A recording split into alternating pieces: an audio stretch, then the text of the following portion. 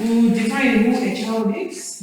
We're also going to explain the childhood and early childhood development, what happens when we are talking about development in children.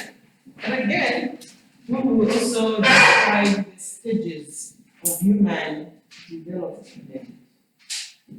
So far, at this point in time, we're going to look at these three things. Defining who a child is, explaining childhood and early development, and again, describing stages of human development.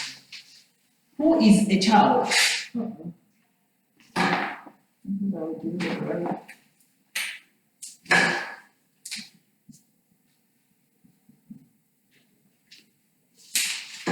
Who is a child?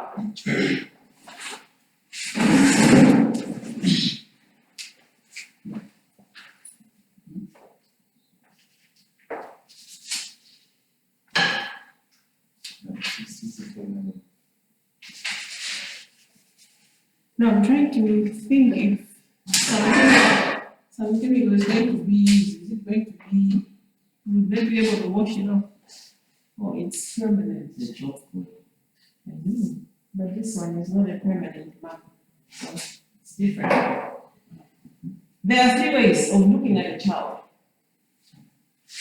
Biologically, a child is a human being between the stages of birth and puberty.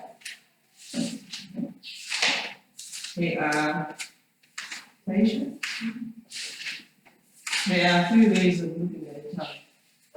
So biologically, a child is looked at as a human being between the stages of birth and puberty. When you're talking about puberty, we're talking about adolescence, which begins at about 12 years in boys and a bit earlier in girls.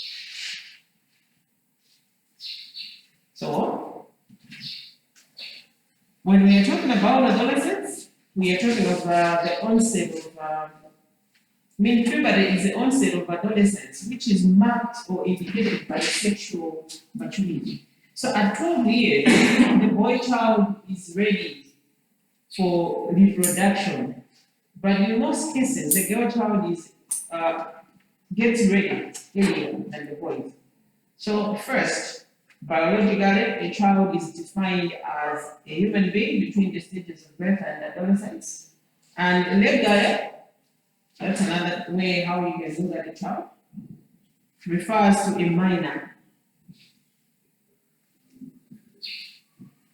Legally, a child is referred to as a minor, who is also known as a person younger than the age of majority.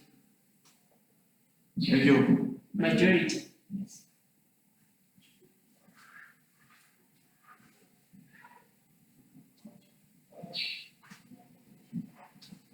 Okay, anyone that's younger than the age of the majority. This one now, every country has got their own laws where they draw a line to say from this age, whoever is above this age, they are adults. In Malawi, what is the age? 21. There was a year it was reduced to 16, and noise was made, and then the bar was raised again. So anyone below the age of younger than the age of majority is referred to as a child. That's legal. If there is a case, if you are younger than that age, you are a child. You know now, if you are going to find yourself in an offense, you are an adult going to be prosecuted. So, we've got the biological definition, then we've got the legal definition, and then there is the social definition. So, socially, a child may be described in relation to the parent. What would you say of definition of the child? Level. Okay, I said that anyone that's younger than the age of the majority. or anyone who's referred to as a minor. So in Malawi, if you're 16 and you've done something, you are supposed to be in court. You are not going to actually appear in court. You're going to be behind curtains. Why? Because you are a minor. So the word minor is coming because it's something to do with the legal issues. If it's biological, that's what I say, between birth and puberty. So in the legal issues, this is what we are saying, younger than the age of the majority. But socially, someone is a child because they have been described in relation to parents. You can be a son, you can be a daughter. So no matter how old you are, you will always be a child. You get the difference, huh? Okay. So, yes. What if they ask you to define a child like in general? Define a child in general, then if you define a child in general, you can choose. You can choose which way you would want. But you can also incorporate all this in your definition. Child Hmm? A child is someone who is young. A child is someone who is young. Okay, but then you need to define in your youth which young are you talking about? Is young because they are not at the age of legal proceedings, or they are young because they are still within the adolescent state? So if you say that a child is anyone who's young, just make sure you define the youth that you're talking about. So you can choose whether you pick it from the social perspective, the legal perspective, or the biological perspective. But I'm also saying you can put them all together.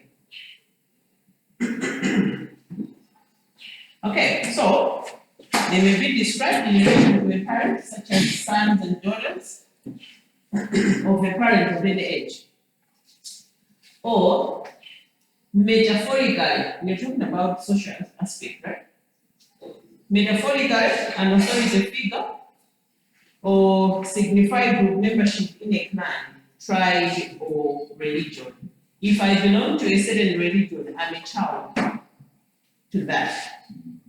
We are children. We've been hearing about sons and daughters of prophets, sons and daughters of different churches, sons and daughters of the clan, Bengonis, the Romans.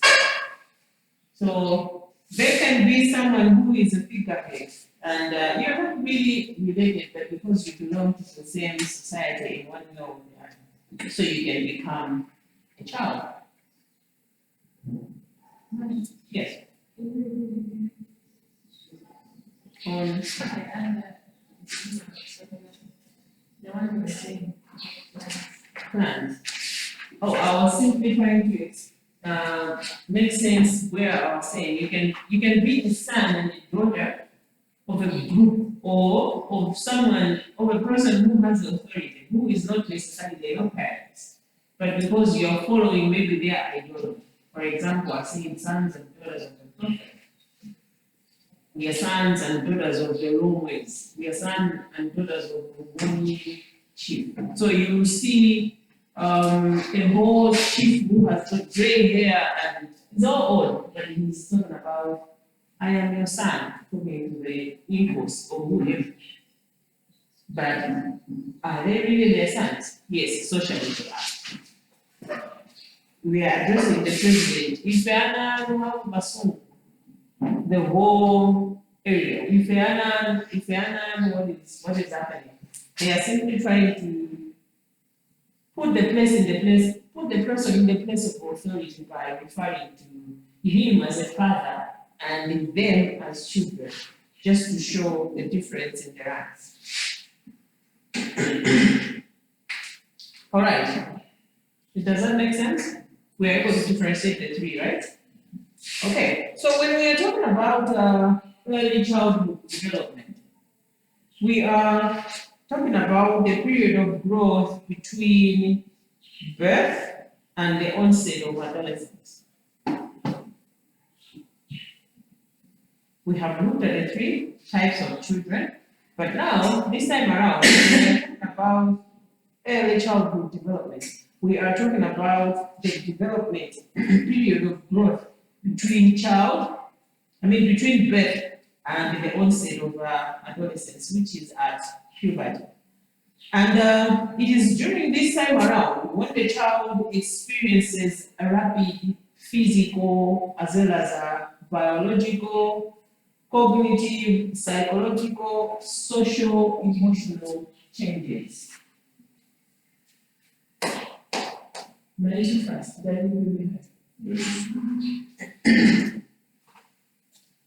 Okay, I'm going to say this again. When I am speaking, do not take word for word because you're going to lose out. Pick out what you understand from that because you can always write. So I say, when we're talking about not psychological, but developmental, childhood development, early childhood development, this time around, we are not talking about the social development. We are not talking about the legal development, but we are talking about the biological development, whereby we are concentrating on the growth between birth and the onset of adolescence. Why are we concentrating on this? This is a period where the child goes through a rapid development. What kind of developments take place? So I say there is biological, there is physical development, biological through physical, you talk about cognitive development, there is a psychological, social, emotional development. So all these, they are happening during this period of time. It doesn't mean that beyond that there is no development that's taking. It does, but what we're saying is this is the time when there is a rapid development in different aspects of the child. So this happens as the individual is progressing from dependency to increasing autonomy. As the child is being a child, as they are growing up in years, they tend to now try to find themselves in the society. They tend to find their identity. So during this time around, there is a lot of developments that take place in an individual. And this is a continuous process, which is marked by predictable order. So you can predict from this age, the child is going to go through here, is going to do this, is going to do that, and so on and so forth. So it is a continuous process with a predictable order. Much as it has got a predictable order, we also acknowledge that every child has got unique course for growth. All right, so this sounds like a good test question. I said child development period of growth between birth and the onset of adolescence, in which a child experiences rapid biological, physical, cognitive, psychological, and social emotional changes as the individual progresses from dependency to increasing autonomy. And I say it is also a continuous process with a predictable order, yet having a unique course for every child. If I would ask a question on that, how would it sound like? It is a continuous process with a predictable order, yet having a unique course for every child. Anyone with an idea? And how we can actually describe Describe what? or explain Explain what? how this continuous and How early child development is a continuous process? No, I wouldn't go there. What I would ask is,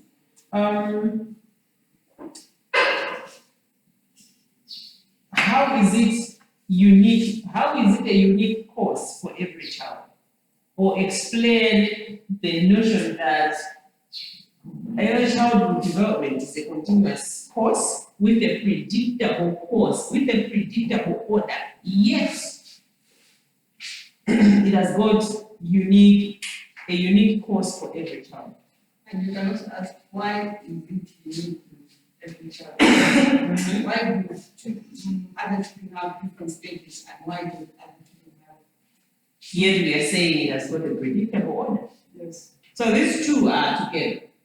Discuss in what ways or in which ways is development a continuous process with a predictable order, yet having a unique course for other children. Do you see yourself having answers to that? No? I feel like it's affecting their upbringing of the child. The upbringing of the child, Yes. all right? Dennis? No? Nothing is coming? All right, so basic point is when we are talking about a child growing up in general, we've got theories that explain how a child develops, right?